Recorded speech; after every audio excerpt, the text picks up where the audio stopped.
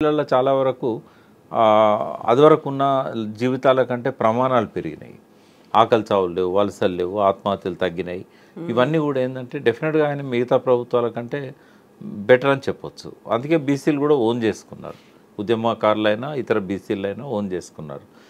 But ఇప్పుడు వస్తున్న అసంతృప్తి ఏదైతే ఉన్నదో అది బ్యాలెన్స్ చేయడానికి, దాని నుంచి ఓవర్కమ్ కావడానికి కొంత ప్రో బీసీ పాలసీ అనేది ఆ పార్టీ తీసుకోవాలి. బీసీల కోసం ఒక విజన్ కూడా ప్రకటించాలి. అది ఎలక్షన్ల ముందు చేస్తారు. ఇప్పుడు గతంలో 5,000 కోట్లు ప్రతి సంవత్సరం బీసీల కోసం ఖర్చు పెడుతుంది బీఆర్ఎస్ ప్రభుత్వం అని టీఆర్ఎస్ ఫస్ట్ మేనిఫెస్టోలోనే మేము రాసాము. బట్ అది అమలు కాలేదు. రకరకాల స్కీమ్లలో బీసీలకు ప్రయోజనం దొరికింది, కానీ కార్పొరేషన్ల ద్వారా కానీ ఆర్థిక సహకార సంస్థలు ఉంటాయి కదా, వాటిల్లో ఎంబీసీ కార్పొరేషన్లో కానీ బీసీ కార్పొరేషన్లో కానీ రాలేదు. సో ఇక ముందు ఇలాంటి పొరపాటు జరగవని చెప్తూ వాళ్ళు బీసీలను ఓన్ చేసుకోవాలి. అది కనుక జరిగితే డెఫినెట్గా ఇప్పుడున్న దానికంటే కూడా ఇంకా ఒక 5 to 10% ఓట్స్ పెరిగే అవకాశం ఉంటుంది. ఒకవేళ వీళ్ళు చేయకపోతే ఆ స్థానాన్ని బీజేపీ తీసుకుంటుంది. ఎందుకంటే వాళ్ళు ఇప్పటికే బీజేపీ ప్రకటించింది ముఖ్యమంత్రిని చేస్తాం మేము బీసీని అని. మరి ఆ బీసీని ముఖ్యమంత్రి చేస్తా అన్నప్పుడు కొంత మొగ్గు ఉంటుంది అటువైపు. కాబట్టి అంటే బీజేపీ అధికారంలోకి వస్తుందా రాదా అనే ప్రశ్న ఉన్నది. వస్తే మాత్రం బీజేపీ ముఖ్యమంత్రి చేస్తా అని నమ్ముతున్నారు, బీసీని ముఖ్యమంత్రి చేస్తా అని నమ్ముతున్నారు బీసీలు. కానీ ఆ పార్టీ అధికారంలోకి వస్తుందా అనే కాడ సంశయం ఉంది. ఇంకోటి, ఇప్పుడు కనీసం పార్టీ అధ్యక్షుని ఇవ్వడానికి కూడా ఇంతకాలం నుంచి జాప్యం చేస్తున్నారు. ఎందుకంటే ఈటెల రాజేందర్కు ఇవ్వాలని ఒక స్టేజ్లో అనుకున్నారు. మరి ఇప్పుడు ఆ ప్రతిపాదన ఉందా లేకపోతే లేదా అనేది తెలియదు. మధ్యలో అరవింద్ గారి పేరు వచ్చింది. కాబట్టి ఇప్పుడు లేటెస్ట్గా వినబడుతున్నది ఏంటంటే అరవింద్కో లేకుంటే ఇంకొకరికో లేదా మధ్య మార్గంగా రామచంద్రరావు గారికి అధ్యక్షుడిని ఇచ్చి రాజేందర్ను కేంద్రంలోకి తీసుకుందాం, ఇంకో సహాయ మంత్రిగానో చేయాలనే ఆలోచన ఉన్నదనేది ఒక వార్త వినబడుతున్నది. కిషన్ రెడ్డి గారేమో రఘునందన్ గారిని ఎంకరేజ్ చేస్తున్నారని ఇంకో వార్త వినబడుతున్నది. ఏది చేసినా కూడా బీసీ వాదాన్ని వాళ్ళు ఎత్తుకోవాలనుకుంటే బీసీనే అధ్యక్షుని చేయాలి. అది ఐదర్ అంటే అందరూ నాకు మిత్రులే, ఎవరిని నేను చిన్నబుచ్చట్లేదు. బట్ అనాలిసిస్ చేస్తున్నప్పుడు వాళ్ళకు ప్లస్ అయ్యేది ఏంటి అంటే బీసీని అధ్యక్షుని చేయడం వల్ల ప్లస్ అవుతుంది. అది మున్నూరు కాపు సామాజిక వర్గమైనా ముదిరాజ్ సామాజిక వర్గమైనా ప్లస్ అవుతుంది. బట్ అది చేస్తారా లేదా అనేది చూడాలి. సో ఇప్పుడు మహేష్ కుమార్ గౌడ్ ఇంకొక కీలకమైనటువంటి వ్యాఖ్య చేశాడు. బీఆర్ఎస్ 3 ముక్కలాట కొనసాగుతోంది, కేటీఆర్, హరీష్, కవిత అనేది. ఎవరికి వాళ్ళు సపరేట్ ప్రోగ్రామ్స్ పెట్టుకుంటున్నారు, గ్యాదరింగ్స్ అవుతున్నాయి, రౌండ్ టేబుల్ అవుతున్నాయి, కానీ అంతా కలిసి పని చేయట్లేదు అనే భావన. పార్టీలలో ఇటువంటి వాతావరణం అవసరం. ఎందుకంటే ఒకరి పట్ల కోపం ఉన్న వాళ్ళు ఇంకోరి దగ్గరికి వెళ్తారు. వీళ్ళందరూ ఒకటే పెట్టారనుకోండి, ఇంకో పార్టీకి పోతారు వాళ్ళు. కాబట్టి అసంతృప్తి ఉన్న వాళ్ళు, ఇట్లాంటి వాళ్ళు ఇప్పుడు చేయడం, ఇట్లా కొంత డిఫరెంట్ యాక్టివిటీ చేయడం అనేది అవసరం కూడా.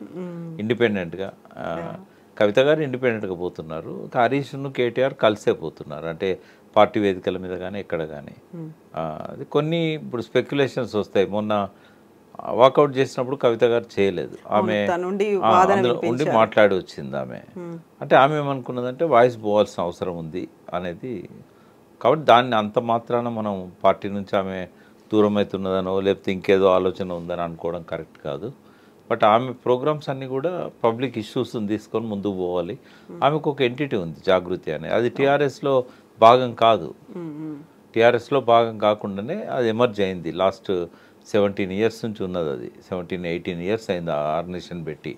ఆమె చాలాసార్లు బతుకమ్మే కాకుండా రకరకాల కార్యక్రమాలు దాని తరఫున తీసుకున్నది ఆమె. కాబట్టి ఆ రకంగా ముందు పోవడాన్ని ఎవరు తప్పట్టాల్సిన అవసరం లేదు. అయితే ఈ మధ్య కాలంలో ఫామ్ హౌస్లో కేసీఆర్ మాట్లాడారు. అక్కడికి తనని కలవడానికి వచ్చినటువంటి కార్యకర్తలు, నాయకులతో ఈసారి కొడితే మామూలుగా కొట్టను, చాలా బలంగా కొడతాను అనే మాట. తొందరలోనే నేను బయటకు వస్తాను అని. నిజంగా తొందరలో బయటకు వచ్చినప్పుడు కార్యక్రమం అనేది ఎలా ఉంటుంది అనుకుంటున్నారు మీరు? అంటే రేవంత్ రెడ్డి ఆయనకు మ్యాచ్ కాదు కదా. ఇప్పుడు రేవంత్ రెడ్డి ముఖ్యమంత్రి కావచ్చు, బట్ కేసీఆర్ గారి పర్సనాలిటీ ముందు, ప్రజల్లో ఆయనకున్న ఇమేజ్ ముందు రేవంత్ రెడ్డి నిలబడలేడు అని చెప్పాల్సిన అవసరం లేదు. ఆ మాట బయటకు వస్తే అదే జరుగుతుంది, కానీ నేను కొడతాను అని చెప్పాల్సిన అవసరం లేదు. అది ఇంకెవరన్నా కింద ఉన్న సెకండ్ స్టేట్ నాయకులు అట్లా చెప్తే బాగుంటుంది. బట్ అది ఆయన ఆ రకంగా చెప్పడం అయితే వాంఛనీయం కాదు. అది ఆయన పర్సనాలిటీకి అది శోభనీయదు. డెఫినెట్గా ఆయన కాకపోతే కొట్టడం అయితే కొడతారా? అప్పర్ హ్యాండ్ అవుతాడు ఆయన డెఫినెట్గా. రేవంత్ రెడ్డి అసెంబ్లీలో ఉన్నప్పుడు కేసీఆర్ కూడా అదే అసెంబ్లీలో వాయిస్ వినిపించాడు అనుకోండి. దానికి కారణం ఏంటంటే, ఒకటి తెలంగాణ తెచ్చిన వ్యక్తిగా ఆయనకున్న ఇమేజ్, ఎన్ని ఆటుపోట్లనే ఎదుర్కొని నిలబడ్డాడు. గతంలో ఏ నాయకుడు నిలబడలేదు అట్లా. రెండవది ఏంటంటే, తెలంగాణ అణువున ఆయనకు అవగాహన ఉంది, ప్రతి రంగం మీద అవగాహన ఉంది, పట్టు ఉంది. రేవంత్ రెడ్డికి లేదు. ఇంకా ఆయన చాలా కష్టపడాలి అవగాహన పెంచుకోవడానికి. తర్వాత స్ట్రాటజీస్లల్లో రేవంత్ రెడ్డికే మాస్టర్ ఆయనకి ఎవరు రోల్ మోడల్ అంటే కేసీఆరే రోల్ మోడల్ రేవంత్ రెడ్డికి. ఆయనను చూసే ఈ స్ట్రాటజీస్ అన్ని ఈయనే ఇంప్లిమెంట్ చేశాడు. కాబట్టి ఆయన తట్టుకోవడం అనేది రేవంత్ రెడ్డికి సాధ్యం కాదు. వాస్తవంగా చెప్పాలంటే 1 ఇయర్ నుంచి చాలా గట్టిగా ప్రయత్నం చేస్తున్నాడు రేవంత్ రెడ్డి, కేసీఆర్ రాకూడదు అసెంబ్లీకి అని. డైరెక్ట్ అట్లా చెప్పకుండా ఏంటంటే దుర్భాషలు ఆడడం, రోత మాటలు మాట్లాడడం, ఆయన ఏ స్థాయికైనా దిగజారిండు అట్లా. ఎందుకు అంటే ఎక్కడ కేసీఆర్ వస్తాడో, కేసీఆర్ వస్తే తనకు సరిపోను అనేది తెలుసు ఆయనకి. అంటే విషయ పరిజ్ఞానం లేదు, ఎదుర్కొనే శక్తి లేదు. కేసీఆర్ ప్రూవ్ చేశాడు కదా తన సమర్థతను. ఇప్పుడు ఎవరేమన్నా దేశంలోనే టాప్ 5 పారామీటర్స్లలో ఏ రంగాన్ని చూసినా కూడా నిలబెట్టగలిగాడు. ఎక్కడో అట్టడుగున ఉన్న తెలంగాణను టాప్కు తీసుకురాగలిగాడు. కేసీఆర్ను ఆ స్టాటిస్టిక్స్తో నువ్వు ఎదుర్కోగలుగుతావా?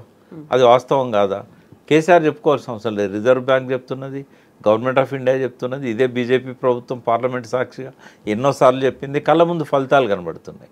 ఇవాళ నువ్వు బడ్జెట్ పెడుతున్నావు అంటే 3 లక్షల కోట్ల బడ్జెట్ పెడుతున్నావు అంటే అది కేసీఆర్ కృషి కాదా?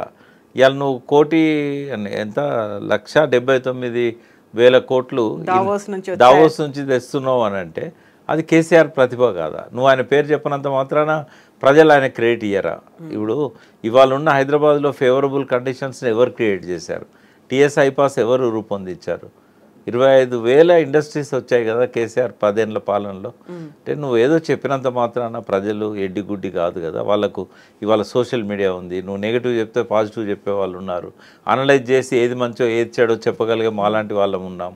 రేవంత్ రెడ్డి అంటాం కదా, పిల్లి కళ్ళు మూసుకొని పాలు తాగుతూ ఎవరు చూడట్లేదు అనుకుంటుంది. సో ఆ అపరిపక్వత ఇంకా కొనసాగుతూ ఉంది ఆయన లోపల. సరే, వస్తే ఎదుర్కొనే సత్తా నీకు ఉండాలి.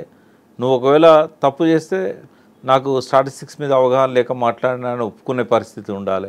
కానీ ఆయన రావద్దు అనేది ఎక్కడిది? ఆయన రావద్దని కోరుకుంటున్నాడు. అందుకే ఇంతకాలం ఆయన ఇష్టం వచ్చిన దుర్భాషలు ఆడాడు. కేసీఆర్ ఇప్పుడు రాజకీయ నాయకులు ఎట్లుంటారంటే మన బలంతో గెలవాలనుకోరు, అవతల వాని బలహీనత మీద దెబ్బగొట్టి గెలవాలని. కేసీఆర్ బలహీనత ఏంటంటే ఇటువంటి వాళ్ళ ముందు ఆయన కూర్చోలేడు. ఆయన లెటర్ రాస్తేనే సుజన విధేయుడు అని రాస్తాడు. సుజన విధేయుడు అంటే మంచి వాళ్ళతోని ఈయన ఇట్లాంటి వాళ్ళతో నేనేం కూర్చోవాలని చెప్పి ఆయన రాడు. అది ఆయనకు కావాలి. ఆయన వీక్నెస్ అది కేసీఆర్ది. ఆయన వీక్నెస్ని నేను క్యాచ్ చేసుకోవాలనుకుంటాను. బట్ ఆయన చంద్రబాబు నాయుడును ఒక్కటి చెప్పొచ్చమ్మా, అసలు రాష్ట్ర రాజకీయాలలో సమైక్య రాష్ట్రం ఉన్నప్పుడు చంద్రబాబు నాయుడును రాజశేఖర రెడ్డిని ఢీకొని తెలంగాణ వాదాన్ని నిలబెట్టాడు కదా. మరి ఈయన గురువు కదా ఆయనే చంద్రబాబు నాయుడు. ఒకసారి ఆ గురువు దగ్గర పోయి కూర్చుంటే ఈయనకు అర్థమవుతుంది. ఆయన చెప్తాడు, పెట్టుకోకరా బాబు వాడితోనే అని చెప్తాడు. కానీ రేవంత్ రెడ్డి ఏంటంటే ఆయన గురువుకే సాధ్యం కాని దాన్ని ఆయన ఎట్లా సాధ్యం చేయగలుగుతాడు? కేసీఆర్కు రాజశేఖర రెడ్డిని చంద్రబాబు నాయుడుని ఢీకొన్న వ్యక్తి రేవంత్ రెడ్డి ఒక లెక్కన ఆయనకి.